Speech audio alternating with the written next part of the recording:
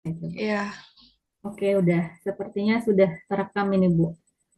sudah ya Bu ya. Hmm. Oke, ya sudah. Baik, silahkan Ibu untuk dimulai. Baik, saya izin untuk share screen ya.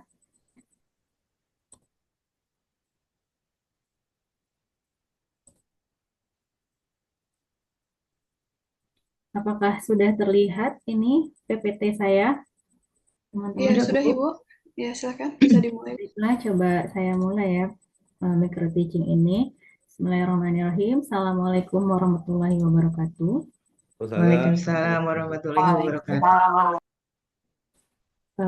Baiklah, mahasiswa semua, Alhamdulillah pagi ini kita dapat berkumpul lagi ya untuk melaksanakan perkuliahan pendidikan gizi bersama saya. Ini adalah pertemuan kita yang ke-9. Nah, hari ini temanya adalah tentang pembuatan media pendidikan gizi. Gitu. Sebelumnya saya ingin absen dulu. Ini kira-kira temannya ada yang nggak hadir ya? Ada yang hadir atau tidak? Hadir semua, Bu. Hadir, Hadir, Bu. hadir semua ya Bapak Ibu. Baiklah, kalau hadir semua, kita akan mencoba untuk memulai perkuliahan hari ini ya. Apakah sudah siap? Siap, Ibu. Siap, Bu. Siap, sepertinya semangat semua. Udah sarapan semua kayaknya ini. Kita sebagai orang gizi harus sarapan. Karena dengan sarapan itulah yang memberikan kita energi untuk beraktivitas dalam satu hari ini. Nah, semoga semua sehat selalu dan semangat untuk memulai perkuliahan hari ini ya. Nah, ini kita awali dari skenario pembelajaran kita pada hari ini akan berlangsung selama 100 menit dengan rincian yang pertama ada pendahuluan 10 menit, penjelasan materi 20 menit, diskusi. Nanti kita akan melakukan diskusi selama 50 menit, evaluasinya 10 menit, dan penutupnya 10 menit. Jadi kira-kira gambarannya seperti itu ya Bapak Ibu untuk kedepannya. Nah, selanjutnya ini adalah capaian materi pembelajaran yang diharapkan bisa dicapai oleh mahasiswa setelah melaksanakan perkuliahan hari ini. Yang pertama, diharapkan mahasiswa itu mampu menganalisis media yang tepat digunakan untuk melakukan pendidikan gizi. Kemudian, mahasiswa mampu mendesain media pendidikan gizi yang kreatif dan inovatif. Kemudian, mahasiswa mampu menerapkan penggunaan media dalam pendidikan gizi yang mereka lakukan di masyarakat. Nah, itu adalah harapan yang saya harap bisa tercapai nantinya setelah melakukan pembelajaran di hari ini. Ini Pak Harno Diansyah, raise hand, ada apa ya Pak? Apakah ada Mohon yang ingin izin ke belakang, ditanyakan? Ibu. Punten. Izin ke belakang. Oh iya, monggo silahkan Pak. Baiklah, mungkin bisa saya lanjutkan. Nah, ini untuk memulai perkuliahan kita hari ini. Ini ada gambaran analisis situasi. Ini kan kita pembelajarannya tentang media. Tentang media berarti kan kita fokusnya ke media ya, media pendidikan gizi. Nah, ini ada analisis situasi. Yang pertama ada seorang berbicara menggunakan telepon. Kemudian ada situasi yang kedua, dosen berkomunikasi dengan mahasiswa menggunakan slide atau PPT. Kemudian yang ketiga, komunikator menyampaikan informasi kepada masyarakat melalui radio atau televisi. Dan yang keempat, kader posyandu melakukan penyuluhan menggunakan leaflet. Nah, dari analisis situasi ini, kira-kira ada komentar nggak? Ini hal-hal terkait media itu bagaimana sih maksudnya kok ada analisis situasi seperti ini? Izin, Bu. Iya Pak, monggo. Ya, mungkin menurut saya dengan media komunikasi yang berbeda, cara komunikasinya pun berbeda, Bu. Jadi mungkin bicara melalui telepon dan bicara langsung atau bicara melalui Zoom seperti ini ada perbedaannya gitu, Bu. Ya, baik, terima kasih kepada Bapak Oktarian. Jadi memang dalam melakukan komunikasi kita pasti menggunakan media ya, dan penggunaan media itu pasti akan berbeda antara komunikasi yang satu dengan komunikasi yang lainnya. Contohnya ini kalau kita berbicara dengan orang menggunakan telepon, itu sebagai medianya. Kemudian kalau dosen kan biasanya menggunakan media itu berupa slide atau PPT. Nah, itu yang sudah biasa dilakukan oleh dosen-dosen kita ya, Bapak Ibu. Kemudian juga ada kader posyandu. Ini dia menggunakan leaflet sebagai media yang digunakan untuk melakukan penyuluhan di masyarakat, untuk menyampaikan informasi terkait kesehatan di masyarakat. Nah, itu beberapa contoh penggunaan media yang ada di masyarakat sesuai dengan komunikasi yang mereka lakukan. Ada komunikasi satu arah, komunikasi dua arah, atau komunikasi massa.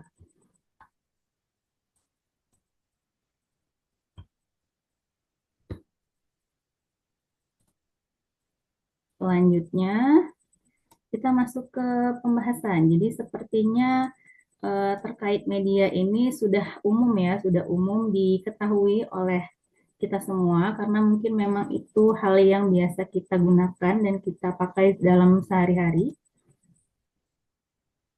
Nah, ini mungkin saya perjelas aja sedikit. Media itu kalau bahasa Indonesianya artinya medium atau antara atau sedang. Itu maknanya. Kemudian pengertian media itu dapat mengarah pada sesuatu yang mengantar atau meneruskan informasi berupa pesan antara sumber pemberi pesan dan penerima pesan. Jadi tujuannya adalah untuk menyampaikan pesan antara yang memberikan pesan dengan yang menerima pesan. Nah, media itu juga bisa diartikan sebagai suatu bentuk dan saluran yang dapat digunakan dalam proses penyajian informasi.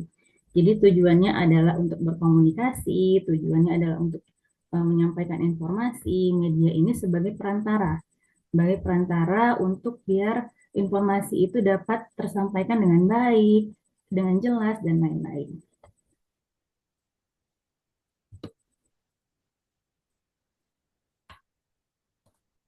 Nah, ini ada suatu pertanyaan. Saya ingin bertanya dulu, dalam melakukan pendidikan gizi atau melakukan penyuluhan gizi, apakah perlu media? Gitu. Ada yang bisa menjawab? Perlu, Bu. Perlu. Kira-kira alasannya kenapa, Bu Evi? Karena pendidikan gizi itu salah satunya memang pendidikan kesehatan, Bu. Jadi memang perlu media. Contohnya tadi kayak media komunikasi, media leaflet, kita memberikan penyuluhan ke masyarakat gitu. Tentang penyuluhan gizi bayi, balita itu juga kan perlu banget media. Ya, terima kasih atas jawabannya Ibu Evi. Baiklah, memang media itu salah satu hal yang penting ya. Salah satu hal yang penting dalam melakukan pendidikan gizi atau penyuluhan gizi. Karena biar tujuannya adalah agar terjalinnya kesinambungan antara informasi yang diberikan oleh pemberi informasi kepada penerima informasi. Jadi kadang kalau misalnya kita berbicara secara verbal aja, informasi yang tersampaikan tuh ada miss-missnya, ada yang ke-skip. Nah, diharapkan dengan melalui media seperti leaflet atau mungkin dari booklet dan lain-lain, itu informasi yang disampaikan lebih jelas. Jadi bisa dibaca sendiri, bisa dilihat sendiri, kira-kira informasi apa sih yang disampaikan oleh penyampai informasi. Nah, yang kedua, untuk mempermudah penyampaian informasi dan untuk mempermudah pemahaman informasi. Nah, itulah tujuannya digunakan media dalam melakukan pendidikan gizi atau penyuluhan gizi.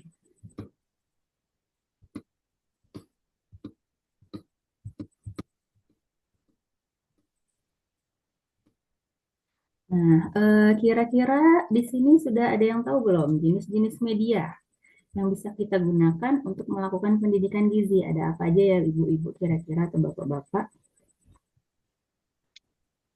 Izin Bu, mungkin jenis-jenis media sekarang kan sudah banyak. Kalau dulu melalui televisi, tapi mungkin sekarang televisi udah jarang ya. Sekarang mungkin banyak media sosial seperti TikTok, seperti apa yang lainnya lah, seperti media Instagram dan lain-lain yang mungkin bisa diakses oleh masyarakat banyak, sehingga informasi itu bisa sampai dengan cepat dan tepat sasaran. Seperti itu Bu dari saya. Terima kasih. Ya, baik sekali jawaban dari Ibu Eneng. memang sekarang sesuai dengan perkembangan zaman ya, jadi media ini sudah semakin berkembang. Kalau dulu mungkin cuma sekadar dari televisi, dari radio, tapi sekarang melalui media sosial itu sudah sangat gencar karena perkembangan teknologi sudah memungkinkan semua orang untuk mengakses melalui internet dan mempunyai gadget untuk mengakses sosial medianya masing-masing. Nah, dari sosial media tersebut juga banyak sekali informasi-informasi kesehatan, termasuk informasi gizi yang bisa kita dapatkan di sana ya, ibu-ibu, bapak-bapak. Jadi kalau misalnya ingin belajar, ingin mengetahui informasi lebih lanjut terkait kesehatan, ya kita bisa mencari di internet, di sosial media, dan lain-lain. Nah, ini untuk basicnya. Jenis media itu yang pertama ada media cetak, yang kedua ada media elektronik, dan yang ketiga ada media luar ruangan.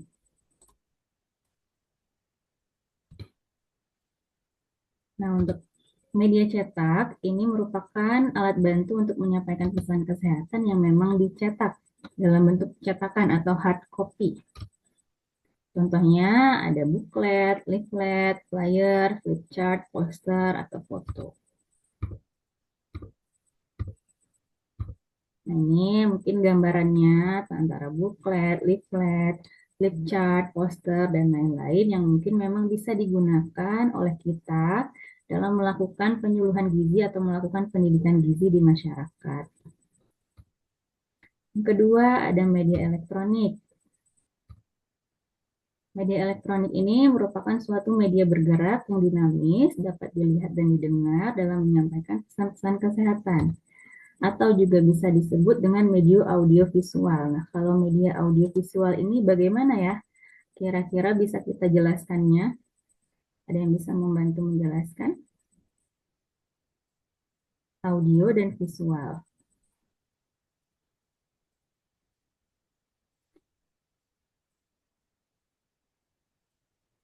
Baik, saya anggap ini Bu Frimelda sudah menjawab ya. Jadi terima kasih atas jawabannya Bu Frimelda. Jadi Bu Frimelda menjawab bahwa media audiovisual itu adalah media yang bisa didengar dan dilihat. Jadi ada visualnya, ada tampilannya, dan ada suara yang bisa didengar oleh audiens. Nah, itu merupakan gabungan yang menggambarkan dari media elektronik. Nah, itu udah lebih advance lagi daripada media cetak. Kalau media cetak kan yang cuma sekedar kita lihat aja.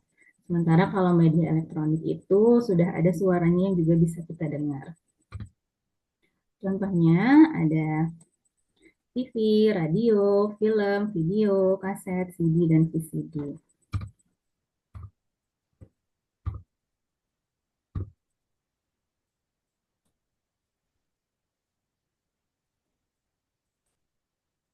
Nah, ini. Jadi ada beberapa contoh media elektronik yang memang sudah biasa kita gunakan. Nah, dari beberapa media ini yang biasa digunakan yang mana aja ya Bapak Ibu? Oleh Bapak Ibu masing-masing. Handphone sepertinya, Bu. Handphone ya Bu, kalau zaman Iya, sekarang ya yang handphone, lain sudah jadul. ya, handphone itu sudah tidak bisa lepas lagi dari kita ya, karena semua informasi bisa kita dapatkan di sana ya Bu. Baiklah, nah ini video bisa kita jadikan sebagai media pendidikan gizi. Video ini bisa kita lihat dari internet, kemudian dari sosial media, dan lain-lain. Contoh sosial media itu dari YouTube ya, dari YouTube, dari Instagram, dari TikTok. Nah, itu banyak sekali video-video bermanfaat yang memang kita bisa gunakan sebagai sumber informasi untuk kita memberikan informasi kepada orang atau memang untuk diri kita sendiri. Nah, itu.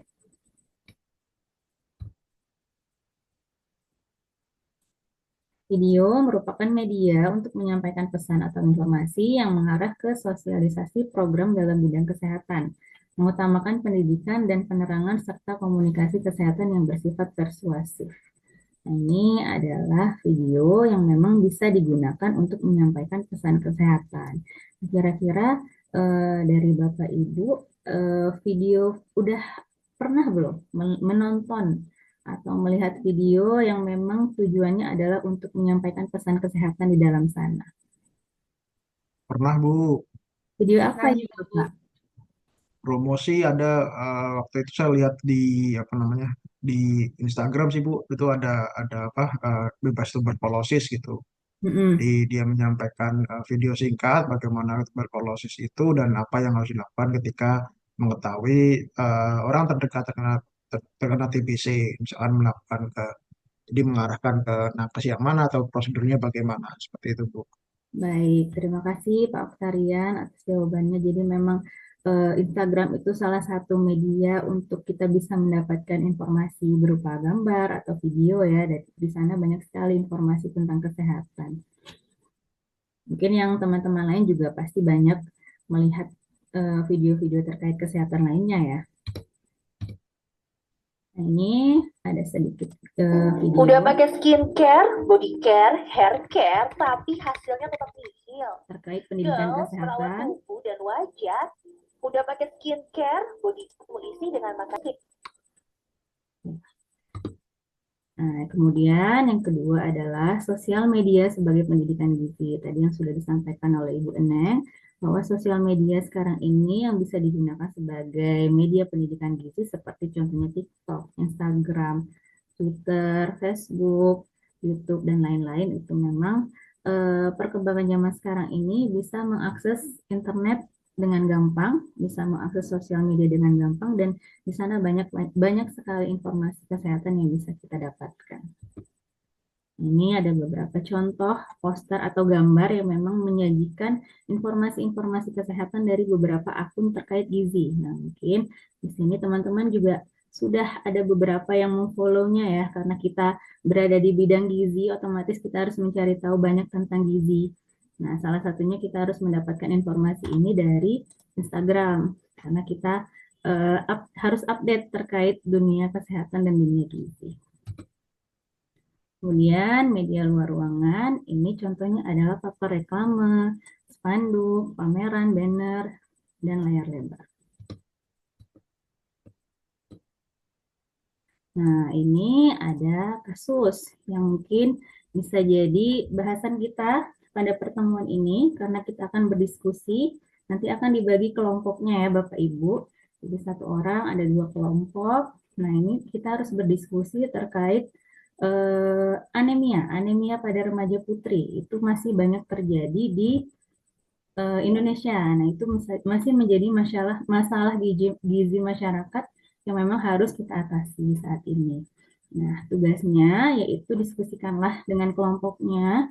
Kemudian dari kasus ini anemia pada remaja putri khususnya, buatlah media pendidikan gizi yang tepat digunakan untuk melakukan pendidikan atau penyuluhan gizi pada remaja putri untuk membantu mengatasi anemia. Ini saya beri waktu sekitar 20 menit untuk berdiskusi dan membuat medianya langsung. Jadi diharapkan sudah ada gambaran mau buat media apa, entah itu media cetak atau media elektronik, terserah silahkan. Saya kasih kebebasan, tetapi yang memang harus tepat, yang bisa digunakan untuk memberikan pendidikan atau penyuluhan gizi di remaja putri. Jadi ini sasarannya adalah remaja putri. Jadi menurut Bapak Ibu kira-kira yang tepat untuk remaja putri itu media seperti apa sih gitu. Baiklah, selanjutnya saya kasih waktu sekitar 20 menit. Oke, sudah selesai ya semuanya diskusinya. Kita presentasikan semuanya. Kita presentasikan hasil diskusinya. Baiklah, mungkin dari kelompok Bu Frimelda, ini dia mendiskusikan bahwa media yang dibuat adalah video, karena remaja putri itu merupakan Gen Z yang memang pantas untuk diberikan video yang memang terupdate, terkini terkait masalah gizi anemia remaja putri.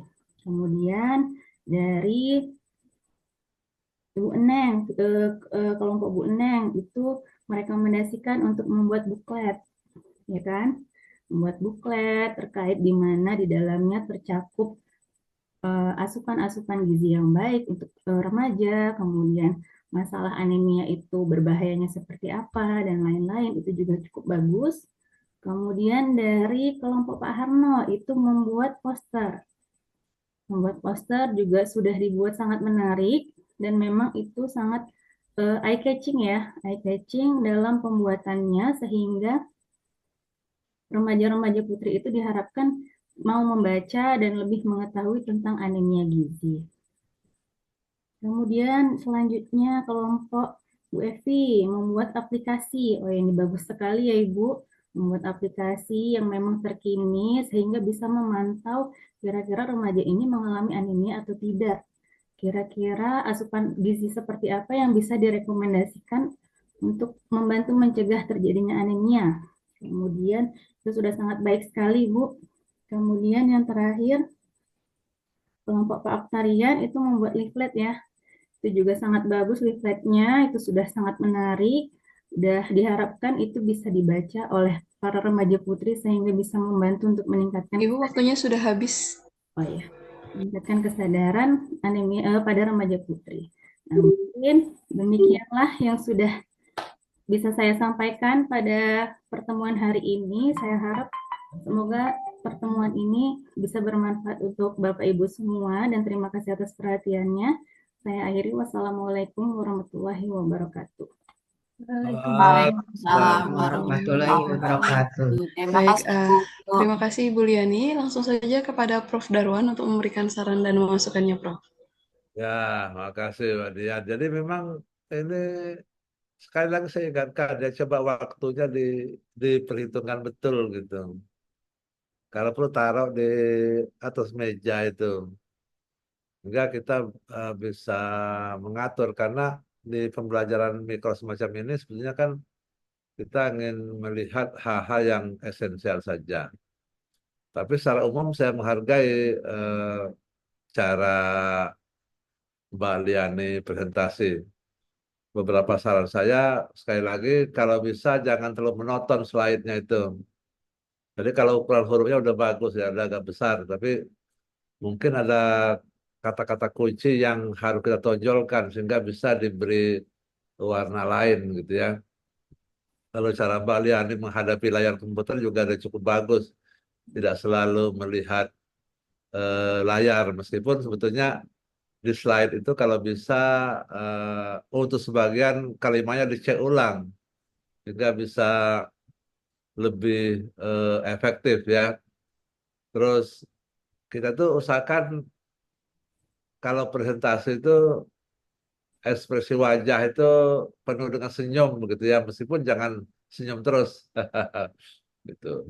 Karena itu menjadi sangat esensial. Tapi secara umum saya melihat Mbak Liani sudah sangat bagus dalam berpresentasi. Sukses ya, Mbak Liani. Baik, Selamat dosen profesional. terima kasih Prof atas masukannya. Ya, baik. Terima kasih Prof. Darwan dan juga Ibu Liani. Kita lanjutkan Bapak Ibu untuk peserta